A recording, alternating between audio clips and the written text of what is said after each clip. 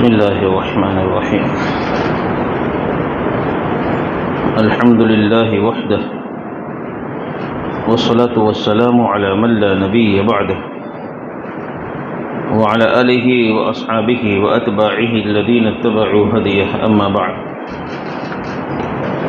وعن معاذ رضي الله عنه قال: بعثني رسول الله صلى الله عليه وسلم فقال: إنك تأتي قوما من أهل الكتاب فادعهم إلى شهادة أن لا إله إلا الله وأني رسول الله، فإنهم أطاعوا لذلك فأعلمهم أن الله قد افترض عليهم 5 صلوات في كل يوم وليلة، فإنهم أطاعوا لذلك فأعلمهم أن الله قد افترض عليهم صدقة تؤخذ من أغنيائهم فترد على فقرائهم، فإنهم أطاعوا لذلك فإياك وكرائم أموالهم، واتقي دعوة المظلوم فإنه ليس بينها وبين الله حجاب، متفق عليه. وعن أبي حميد عبد الرحمن بن سعد الساعدي رضي الله عنه قال: استعمل النبي صلى الله عليه وسلم رجلا من الأزد يقال له ابن اللتبية على الصدقة، فلما قدم قال: هذا لكم وهذا أهدي إلي، فقام رسول الله صلى الله عليه وسلم على المنبر فحمد الله وأثنى عليه، ثم قال: أما بعد، فإني أستعمل الرجل منكم على العمل مما ولاني الله تعالى، فيأتي فيقول: هذا لكم وهذا هدية أهديت إلي، أفلا جلس في بيت أبيه أو أمه حتى تأتيه هديته إن كان صادقا، والله لا يأخذ أحد منكم شيئا بغير حقه إلا لقي الله تعالى يحمله يوم القيامة، فلأعرفن أحدا منكم لقي الله يحمل بعيرا له رغاء أو بقرة لها خوار أو شاة تيعر، ثم رفع يديه حتى رؤي بياض إبطيه فقال: اللهم هل بلغت 3، متفق عليه. محترم دوستو، بزرگوں،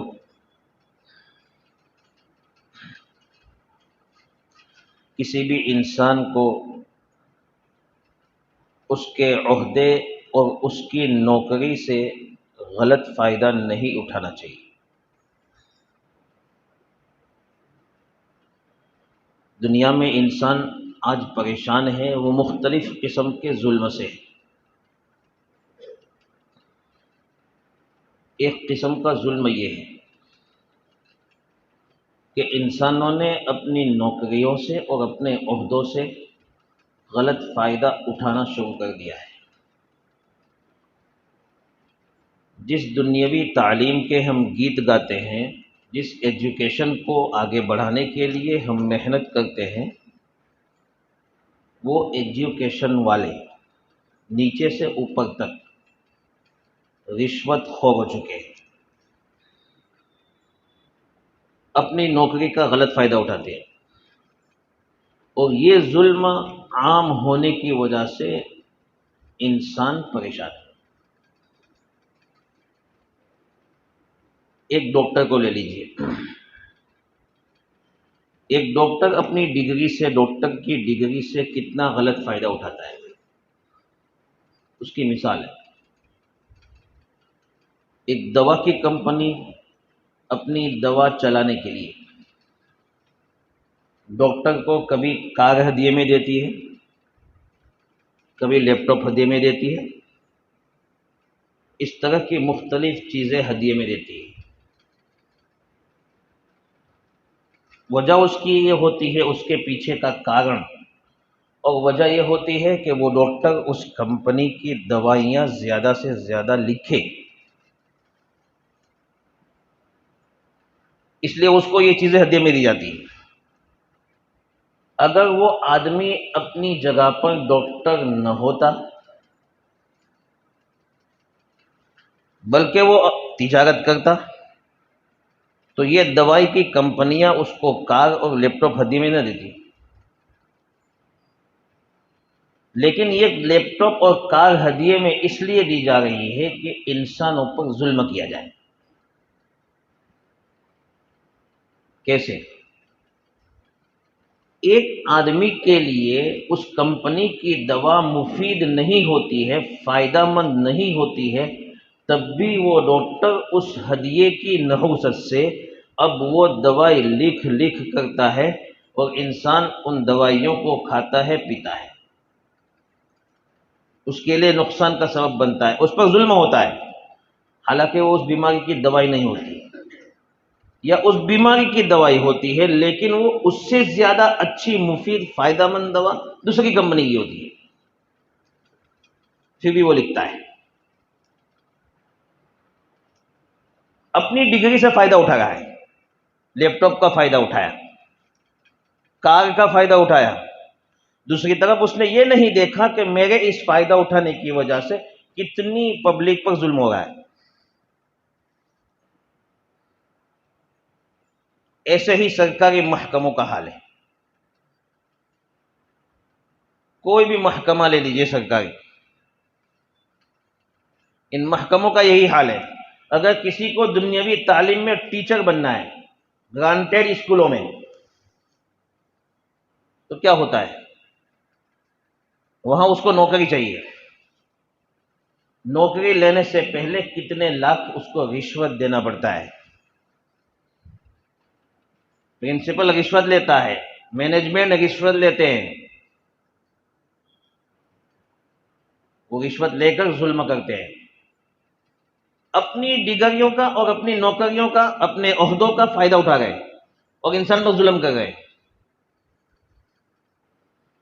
کسی سرکاری محکمے میں اپنے کاغذات لے کے چلے جائیے، آپ کو کچھ بنوانا ہے، سرکاری کام ہے، کوئی داخلہ لینا ہے، آوک کا داخلہ، ذات کا داخلہ، کوئی داخلہ لینا ہے، دیکھیے کیا ہوتا ہے، کتنی رشوت چلتی ہے۔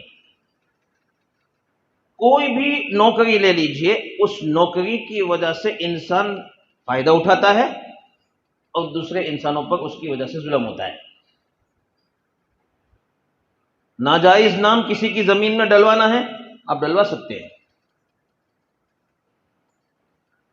وہ جو نوکری والا آدمی ہے، محکمے والا آدمی، اس کو پیسے کھلا دیجیے، کر سکتے ہیں۔ سارے خرافات ہو گئے ہیں اس لائن سے کہ آدمی نوکری سے اور عہدے سے اور اپنی ڈگریوں سے ناجائز فائدہ اٹھا کر انسانیت پر ظلم کر رہا ہے، اور ایک طرف ہمارے نبی محمد رسول اللہ صلی اللہ علیہ وسلم کی مبارک تعلیم ہے کہ آپ صلی اللہ علیہ وسلم اپنے کسی بھی آدمی کو کسی کام کے لیے، کسی ذمہ داری کے لیے بھیجتے ہیں تو میرے نبی محمد صلی اللہ علیہ وسلم ان چیزوں کی نصیحت سب سے پہلے کرتے ہیں۔ اب بھی ان عہدوں سے فائدہ نہیں اٹھانا ہے، فائدہ نہیں، شک کا فائدہ، شک والا فائدہ بھی نہیں، حقیقی فائدہ تو نہیں، شک والا فائدہ بھی نہیں۔ دو حدیثیں میں نے تلاوت کی ہے، اس سے اندازہ ہو جائے گا۔ اللہ کے رسول صلی اللہ علیہ وسلم کتنی زیادہ رہنمائی فرماتے تھے۔ معاذ بن جبل رضی اللہ تعالی عنہ کو یمن بھیجا۔ یمن میں رہنے والے زیادہ تر لوگ اہل کتاب تھے، یہود و نصارہ تھے، کچھ مشرک تھے۔ سن ہجری 9 میں تقریباً غزوہ تبوک سے واپسی کے بعد اللہ کے رسول صلی اللہ علیہ وسلم نے حضرت معاذ بن جبل رضی اللہ تعالی عنہ کو یمن بھیجا، وہاں کا قاضی مقرر کر کے۔ ایک عہدہ ہے قضا، قضا ایک عہدہ ہے جس عہدے کی بنیاد پر قاضی آپس کے مسائل کو حل کرتا ہے، ہر مسئلے کو، معاشرتی مسائل کو، معاملات کے مسائل کو حل کرتا ہے، اس کو کہتے ہیں قاضی۔ تو قاضی بنا کر اللہ کے رسول صلی اللہ علیہ وسلم نے حضرت معاذ کو یمن بھیجا۔ بھیجنے سے پہلے نبی صلی اللہ علیہ وسلم نے اسلام کی جو ترتیب بتائی، وہاں جا کے کس طرح کام کرنا ہے، وہ اصل ترتیب سننا ہے۔ کیسے رہنمائی فرماتے ہیں، ساتھ چلتے جا رہے ہیں حضور اور رہنمائی فرماتے جا رہے ہیں، یہ کرنا ہے، یہ کرنا ہے، یہ کرنا ہے، اس طرح رہنا ہے، کام اس طرح ہوگا۔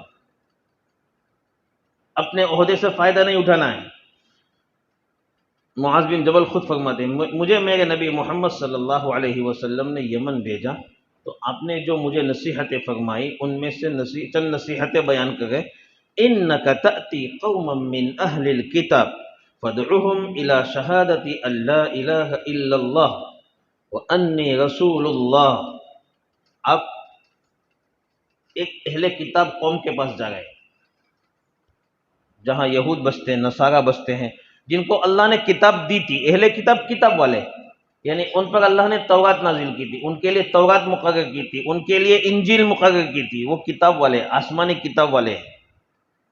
وہاں جا کے سب سے پہلے جو کام کرنا ہے، وہ محنت کرنی ہے، وہ محنت یہ ہے کہ ہر ایک کو توحید کی دعوت دینی۔ یہ مین بنیادی کام ہے۔ کس کی دعوت؟ توحید۔ توحید کا مطلب ایک اللہ کی طرف لوگوں کو بلانا اور محمد صلی اللہ علیہ وسلم کی رسالت کا اقرار کروانا، یہ دونوں کام آپ کو کرنے ہیں، توحید و رسالت۔ یہ مین بنیادی دعوت ہے، مین بنیادی دعوت۔ ہم بہت سارے کافروں سے سفر میں ساتھ ہوتے ہیں، ان کافروں سے سب سے زیادہ جو اہم بات کرنے کی ضرورت ہے وہ یہ ہے، توحید۔ توحید کی بات کرنے کی ضرورت ہے۔ کہیں بھی دیکھو میرے نبی محمد صلی اللہ علیہ وسلم نے اس دعوت کی جو شروعات کی ہے وہ توحید سے کی ہے۔ امت میں اس کا فقدان ہے کہ شرک میں مبتلا ہے۔ اگر وہ شرک سے ایک مرتبہ نکل گئی تو اس کے بعد پھر اعمال کا آنا آسان ہے۔ اسی لیے ہماری دعوت و تبلیغ میں سب سے پہلا نمبر جو رکھا گیا ہے وہ کون سا ہے؟ ایمان۔ ایمان ہے سب سے پہلا نمبر، ایمان۔ مین توحید ہی ہے، مین ایمان ہی ہے، مین اللہ کی وحدانیت کا ایک ہونے کا اقرار، نبی صلی اللہ علیہ وسلم کی رسالت کا اقرار، یہ مین ہے۔ اس لیے معاذ بن جبل رضی اللہ تعالی عنہ کو سب سے پہلا کام جو حضور نے سونپا وہ یہ تھا کہ سب سے پہلے توحید کی دعوت دو۔ یہی نہیں، نبی صلی اللہ علیہ وسلم نے جتنے بھی لشکر لڑنے کے لیے بھیجے ہیں ان لشکروں کو سب سے پہلے یہ ہدایت دی ہے، ہمارا مقصود لڑنا نہیں ہے، ہمارا مقصود سب سے پہلے یہ ہے کہ ہم ان لوگوں کو اللہ کے ایک ہونے کی دعوت دیں۔ اگر وہ مان گئے تو بہت اچھا ہے، نہیں مانے ہیں تو دو راستے ہیں۔ ایک راستہ یہ ہے کہ اپنے مذہب پر باقی رہتے ہوئے مسلمانوں کے انڈر میں رہے، ان کی ماتحتی میں رہے، اپنے مذہب پر چلیں گے وہ، یہ دوسرا نمبر کا راستہ ہے۔ اگر یہ بھی نہیں مانتے ہیں تو پھر اس کے بعد لڑائی ہے۔ لڑائی کا درجہ تیسرے نمبر پر ہے۔ سب سے پہلے توحید کی دعوت، دوسرے نمبر پر توحید والوں کے نیچے ان کی ماتحتی میں رہنا، یہ دونوں باتیں منظور نہیں ہیں تو تیسرے نمبر پر لڑائی ہے۔ تو معاذ بن جبل رضی اللہ تعالی عنہ کو حضور اکرم صلی اللہ علیہ وسلم نے فرمایا تم اہل کتاب کے پاس جا رہے ہو، سب سے پہلے ان کو اللہ کے ایک ہونے کی اور اللہ کے رسول ہونے کی، محمد صلی اللہ علیہ وسلم کے رسول ہونے کی گواہی کی طرف دعوت دینا۔ اگر وہ اس بات کو مان لیتے ہیں تو اب دوسرے نمبر پر ان کو بتلانا ہے کہ ایمان لانے کے بعد سب سے پہلا جو فرض ہے وہ 5 وقت کی نمازیں۔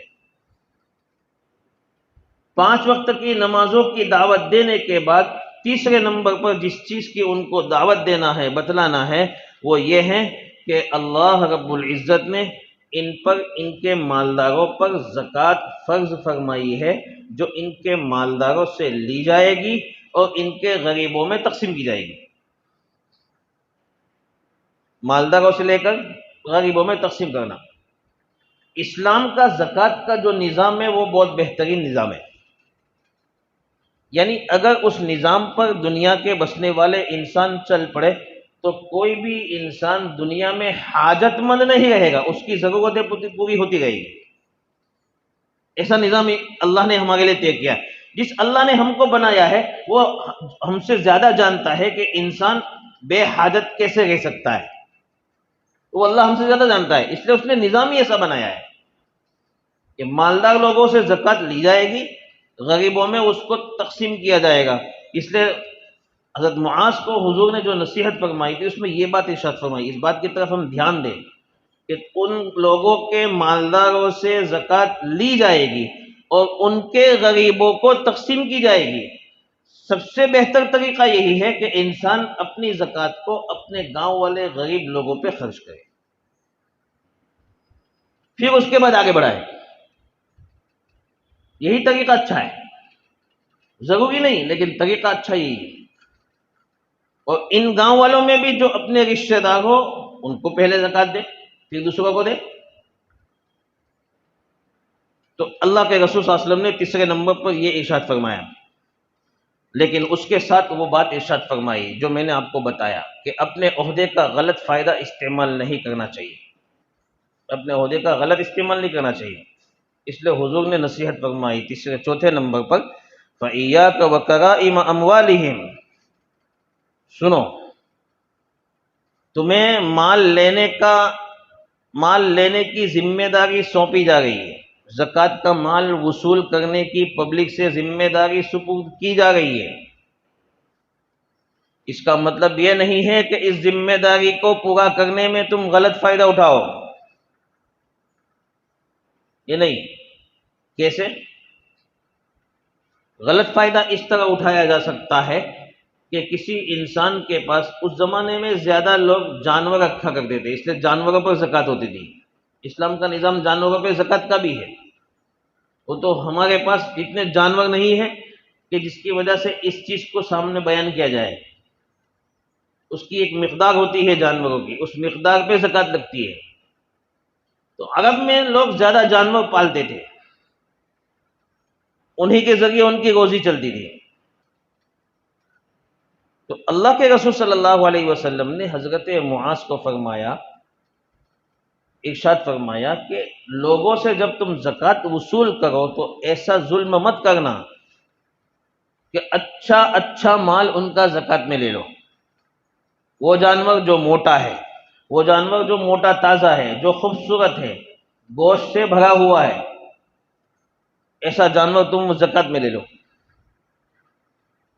ایسا نہیں، جانوروں کی زکوٰۃ جانور سے دی جاتی ہے، تو ایسا مت کرنا، درمیانی چال چلنا، بالکل دبلا پتلا بھی نہیں، بالکل موٹا تازہ بھی نہیں، درمیانی چال۔ ہم نے تمہیں ذمہ داری سونپی ہے، وہاں کا قاضی بنایا ہے، اس کا مطلب یہ نہیں ہے وہاں زکوٰۃ وصول کرنے کے لیے بھیج رہے ہیں، اس کا مطلب یہ نہیں کہ اس کا غلط فائدہ اٹھاؤ، کہ لوگوں پر ظلم کرو اور ان کا عمدہ مال لے لو۔ اللہ کے رسول فرماتے ہیں اس کی وجہ سے تو کتنا نقصان ہوگا کہ لوگوں پر ظلم ہوگا۔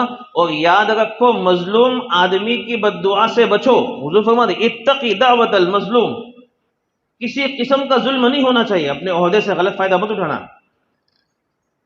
نصیحت کا خلاصہ ہے کہ اپنے عہدے سے غلط فائدہ مت اٹھانا، کہ کسی قسم کا ظلم نہیں ہونا چاہیے کہ ان کے اچھے مال تم لے لو زکوٰۃ میں، ایسا نہیں ہونا چاہیے۔